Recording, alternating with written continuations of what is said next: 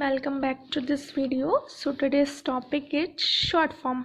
आपने अक्सर देखा होगा कि जब भी हम कुछ भी डिस्क्रिप्टिव वे में इंग्लिश में सेंटेंसेस का यूज़ करते हैं तो कभी कभी एपोस्ट्रोफी के साथ कुछ एक वर्ड्स को हम शॉर्ट फॉर्म में लिख देते हैं. ठीक है, तो आज हम उसी शॉर्ट फॉर्म की बात करेंगे कि किस वर्ड को हम शॉर्ट फॉर्म में क्या क्या लिखते हैं और उसे एग्जाम्पल के थ्रू समझने की कोशिश भी करेंगे. तो सबसे पहले बात करते हैं कि आखिर हम शॉर्ट फॉर्म का यूज़ करते क्यों हैं, मीन्स शॉर्ट फॉर्म होती क्या है.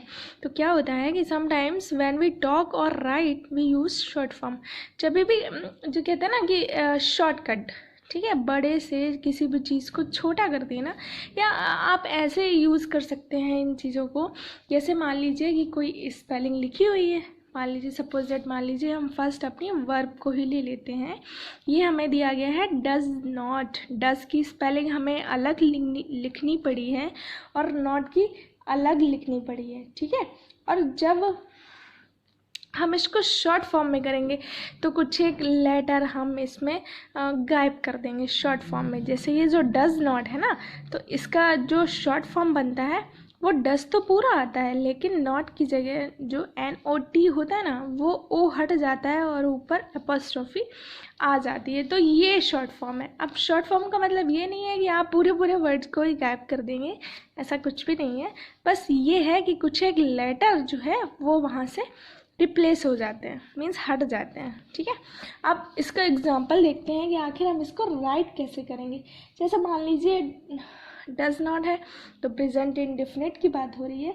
तो मान लीजिए जैसे ये दिया गया है, ही, कोई भी सेंटेंस ले सकते हैं. ही डजंट कुक, वह पकाता नहीं है. या मान सेंटेंस कंप्लीट कर लेते हैं, he doesn't cook the food, वह खाना नहीं बनाता है. समझ गए ना. कोई भी सेंटेंस ले लीजिए, he doesn't write the letter, he doesn't dance. तो इस तरह से तो ये होता है शॉर्ट फॉर्म. अब हमने कुछ वर्ब्स लिए हैं जो बेसिक वर्ब है हमारी, does not, am, do not, etcetera, और ये कहाँ तक है, इट इज़ तक. ठीक है, अब हम देखते हैं कि आखिर हम इसको यूज़ कैसे करते हैं. तो सेकंड जो वर्ब है हमारी वो है एम. अच्छा, इस एम का यूज़ तो हम सभी जानते हैं, ये केवल और केवल आई के साथ ही आता है. और जो वर्ब होती है हमारी AM, स्पेलिंग इसकी ये है. शॉर्ट फॉर्म में हम इसको एपोस्ट्रोफी के साथ सिर्फ एम लिखते हैं इस तरह से. ठीक है, अब इसका सेंटेंस देख लेते हैं. मान लीजिए आई और एम के साथ apostrophe, I am a teacher. Okay, तो इस तरह से ये शॉर्ट फॉर्म हो गया ना, आई एम अ टीचर. मतलब ए हट जाएगा और आई के साथ ही एम आता है, तो आई एपोस्ट्रोफी एम अ टीचर. ठीक है, अब फटाफट से इन सबको देख लेते हैं. ये डू नॉट लिखा है, इसको ही हम डोंट लिखते हैं. आपने अक्सर सुना होगा, don't come here, don't touch me, don't dare, such type words. तो ये दिया गया है, इसको मान लीजिए आई डोंट प्ले, मैं नहीं खेलता हूँ. ठीक है, फिर आता है हमारा हैज़. अच्छा, अब हैज़ को देखते हैं कि शॉर्ट फॉर्म में इसको हम कैसे लिखते हैं. जो हैज़ होता है ना हमारा, इसको हम क्या करते हैं,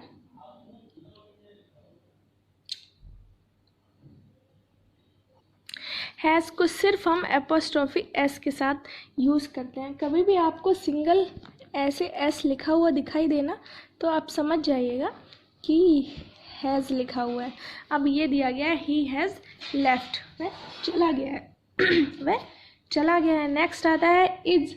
तो इज को भी क्या करते हैं, ये भी एपोस्ट्रोफी एस के साथ ही यूज़ होता है. अब वो सेंटेंस के जो क्रिएशन होता है, जो फॉर्मेशन होता है, उसके अकॉर्डिंग आप समझ जाएंगे कि ये परफेक्ट सेंटेंस है या कंटिन्यूअस की बात हो रही है. ठीक है, तो इस तरह से एस में बहुत ज़्यादा कोई कंफ्यूजन वाली स्थिति नहीं है यहाँ पर.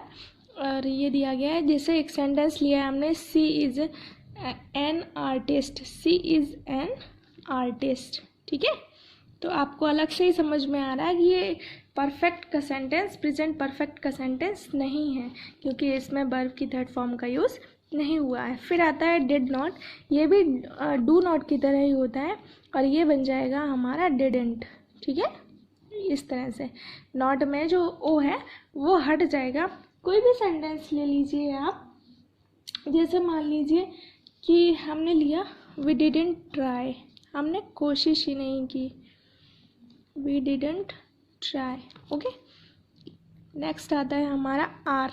अब अच्छा, आर को देखते हैं कि आर में ए हट जाएगा और सिर्फ आएगा आर ई।